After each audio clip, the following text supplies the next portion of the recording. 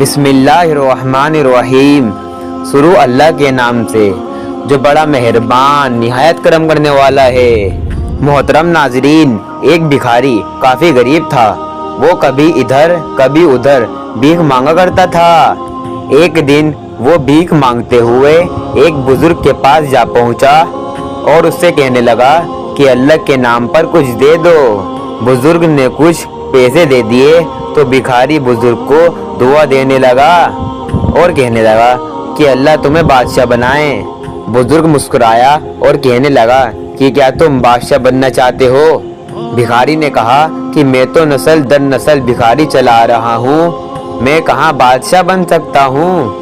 तो बुजुर्ग ने कहा कि मैं तुम्हें बादशाह बना सकता हूँ अगर तुम मुझसे वादा करो। तुम जब बादशाह बन जाओगे तो गरीबों की मदद करोगे और जिन लोगों के घर वगैरह नहीं होंगे उनके घर दिलाओगे और उनके खाने पीने का इंतजाम किया करोगे। भिखारी ने बुजुर्ग से वादा कर लिया। फिर भिखारी ने बुजुर्ग से पूछा कि तुम्हारे पास कितने पैसे हैं? तो उसने कहा कि मेरे पास कुछ सिक्के हैं। उन बुजुर्ग ने कहा कि जाओ उनकी रोटी लेकर आओ। वो भिखारी कुछ ही देर में रोटी ले आया।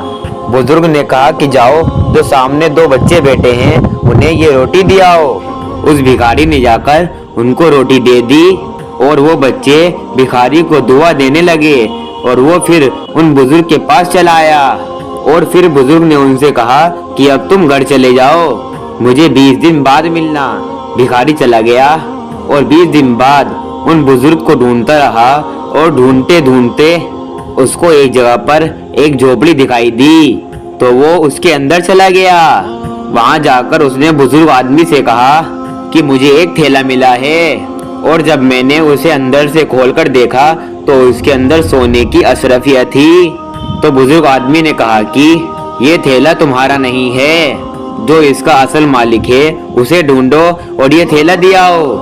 भिखारी वहां से चल पड़ा। भिखारी को जहां से थैला मिला था वो वहां पर जाकर बैठ जाया करता था। मुसलसल 2 से 3 दिन वहां पर आकर बैठने के बाद कोई एक बंदा उसे थैला ढूंढते हुए दिखाई दिया और वो बंदा कसम में लोगों से उस थैले के मुताबिक पूछ रहा था। और जब भिखारी ने उसकी बात सुनी वहां जाकर तो पता चला कि वो उसी थैले की निशानियां देकर पूछ रहा है। तो भिखारी ने उस आदमी से कहा कि थैले के अंदर कितनी अशरफिया मौजूद थी? तो उसने कहा कि इतनी अशरफिया थी। जब उसने अशरफिया के मुताबिक ठीक ठीक बताया तो भिखारी ने उस आदमी से कहा कि आप परेशान न होइए, वो थैला मेरे पास महफूज है। तो वो आदमी खुश हो गया। तो भिखारी उस थैले को लेकर आया और वो अशरफिया भरा थैला उस आदमी को दे दिया। वो आदमी भिखारी की नेक नियत देखकर काफी मुतासिर हुआ। उसने भिखारी से कहा कि तुम क्या करते हो? उसने कहा कि मैं कुछ नहीं करता, बस मैं भीख मांगता हूँ। तो फिर उस आदमी ने कहा कि तुम ये थैला खुद भी तो रख सकते थे और अपनी जिंदगी पुरसुकून होकर गुजार सकते थे, पर तुमने नहीं रखा। भिखारी ने जवाब दिया कि ये आपकी अमानत थी इसलिए मैंने लुटा दी। अगर मैं इसको इस्तेमाल करता तो मुझे दिली सुकून ना आता। और फिर किसी ने मुझे नसीहत भी की थी कि ये थैला जो जिसका है मैं उसे लुटा दूं।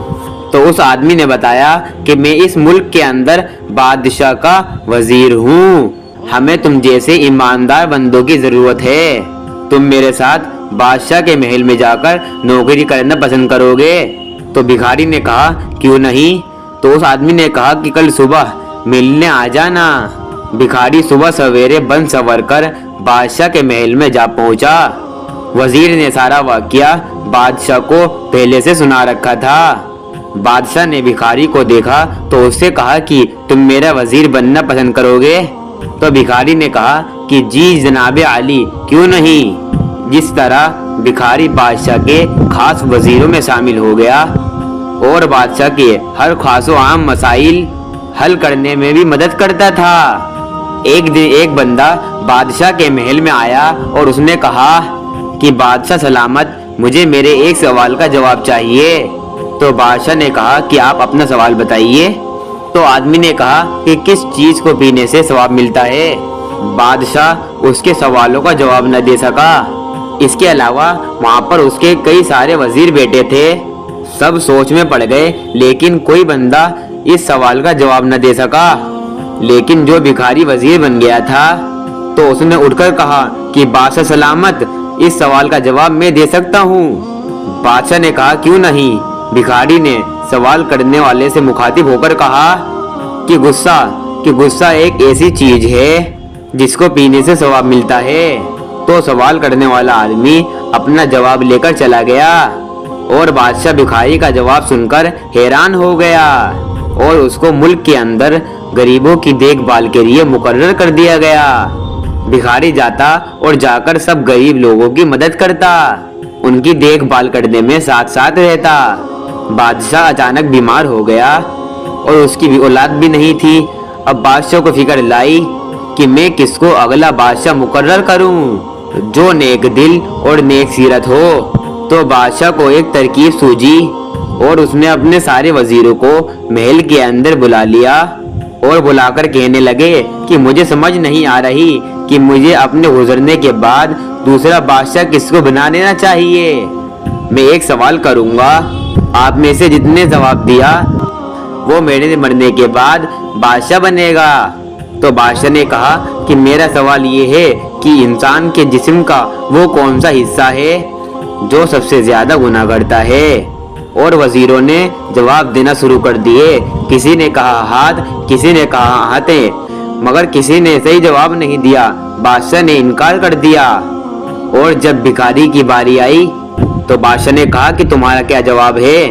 تو بھکاری نے جواب دیا کہ بادشاہ سلامت، زبان انسان کے جسم کا ایک ایسا حصہ ہے جو سب سے زیادہ گناہ کرتی ہے۔ تو بادشاہ نے کہا کہ صحیح جواب، آپ نے بالکل صحیح جواب دیا ہے، اب میرے گزرنے کے بعد بادشاہ آپ بنیں گے۔ کچھ دن بعد بادشاہ گزر گیا تو بھکاری اس ملک کا بادشاہ بن گیا۔ اس نے اپنے سپاہیوں کو حکم دیا کہ بزرگ آدمی کو میرے پاس عزت اور احترام سے لایا جائے۔ سپاہی کافی دور دراز علاقوں تک انہیں ڈھونڈتے رہے تو آخرکار وہ بزرگ ایک جھوپڑی کے اندر سوئے ہوئے مل گئے۔ سپاہی بزرگ کو عزت اور احترام سے دربار میں لے آئے۔ بھکاری جو بادشاہ بنا تھا ان نے بزرگ کو دیکھا اور اٹھ کھڑا ہوا اور بلند آواز سے کہنے لگا کہ یہ سب آپ کی بدولت ہے، آج میں بادشاہ بن گیا۔ بزرگ نے کہا کہ ہاں، یہ تمہاری اپنی ہی محنت تھی، میں نے تو تمہیں سیدھا راستہ دکھایا تھا۔ بھکاری نے کہا کہ وہ کیسے؟ تو بزرگ نے کہا کہ صدقہ ایک ایسی طاقت ہے کہ جو بھی انسان اس کو کرتا ہے وہ کچھ بھی حاصل کر سکتا ہے، ہر بری مصیبت سے چھٹکارا پا سکتا ہے۔ جب میں نے تم سے کہا تھا کہ جاؤ ان سکوں کی روٹی لے کر آؤ، وہ دو بچے جن کو تم نے روٹی کھلائی تھی وہ دونوں کافی دنوں سے بھوکے بیٹھے تھے، ان کے ماں باپ دنیا سے رخصت ہو چکے تھے، تم نے جا کر ان کو روٹی دی، انہوں نے تمہیں اتنی دعائیں دی کہ جو قبول ہو گئی۔ اس دن سے تمہارے اچھے دن شروع ہو گئے تھے۔ پھر جو تم کو خزانے کا تھیلا جو ملا تھا، میرے کہنے پر نیک نیتی سے اس کو واپس کرائے، اگر تم واپس نہ کرتے تو آج تم ملک کے بادشاہ نہ ہوتے۔ بھکاری نے کہا کہ پہلے میں نے آپ کا کہا مانا تھا، اب آپ کو میری بھی ایک بات ماننی پڑے گی، آپ میرے وزیر بن جائیے۔ تو ان بزرگ نے جواب دیا کہ ہم جھوپڑیوں میں رہنے والے لوگ ہیں اور بھٹکے ہوئے لوگوں کو سیدھا راستہ دکھانا ہمارا کام ہے، آرائش اور آرام کی زندگی ہمارے لیے نہیں بنی۔ پھر بزرگ نے بھکاری کو نصیحت کی کہ تم غریب لوگوں کی مدد کرنا، اور یہ کہہ کر بزرگ آدمی وہاں سے چلا گیا۔